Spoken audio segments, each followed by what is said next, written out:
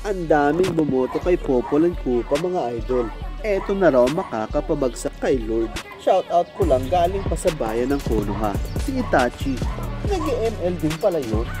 Add naman mga senpai sa TikTok, 1,300 followers na tayo, hindi pa isang linggo. Okay, banat Popolan Kupa. Kaya nyo yan. Malakas ang kutob ko dito mga senpai.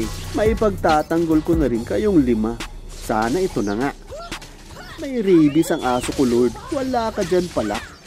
Hindi ko talaga pinakain yan ilang araw. Kaya gutom na gutom mga lodi. Naku mali. Oh no!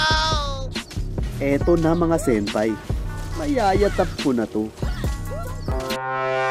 Sa wakas, yatap ka din Lord.